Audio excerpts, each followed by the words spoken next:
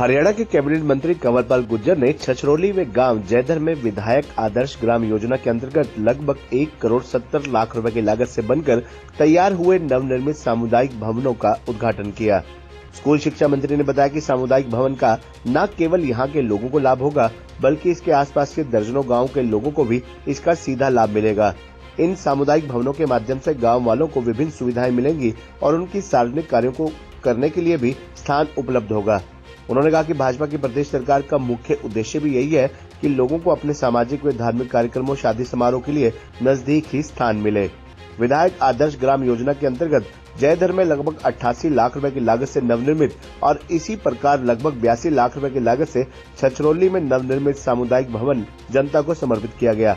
Cabinet मंत्री कंवरपाल गुर्जर ने इस मौके पर मीडिया से बातचीत करते हुए कहा कि पूर्व की सरकारों ने इस ओर ध्यान नहीं दिया, बल्कि पूरे प्रदेश के साथ भेदभाव किया।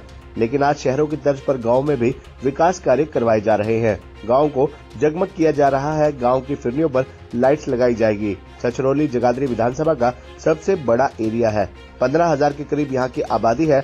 निश्चित रूप से इन सामुदायिक भवनों का लाभ होगा। खेतों में रास्ते बनाए जा रहे हैं। 40 किलोमीटर खेतों के रास्ते बनाए गए। इससे गांव की 30% दूरी कम हो जाएगी। वहीं उन्होंने कहा कि जिस तेज गति के साथ हम आगे बढ़ रहे हैं और 2047 तक भारत को विकसित बनाने का जो सपना देश के प्रधानमंत्री नरेंद्र मोदी ने देखा है, वह 100% पूरा होगा।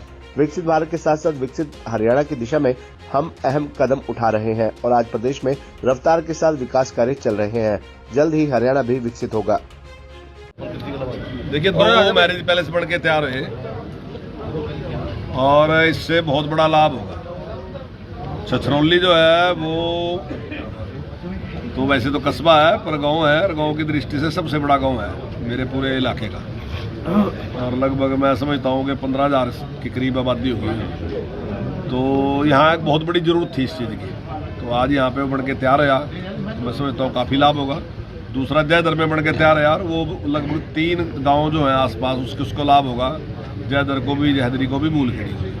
और वहाँ रास्ता है, वो रास्ता भी हम जल्दी बनवाएंगे। उस रास्ते से मैं समझता हूँ कि मूलखेड़ी नज़दीक भी होगा। तो मैं समझता तो काफ़ी गाँव को इसका लाभ मिलेगा। देखिए, पूर्व की सरकारों में तो अभी तक गलियों का और जो चौपाल थी, एससी चौपाल या दूसरा, तो वहाँ तक की डिमांड थी लोगों की, उससे ज़्यादा डिमांड भी नहीं थी। लेकिन अब वो सारे काम पूरे लिए, अब फिरनी का काम, अब तो फिरनियों में लाइट की बात सोच रहे हैं कि सारी फिरनियों में लाइट लगनी चाहिए, तो उसकी बात चलने लगी।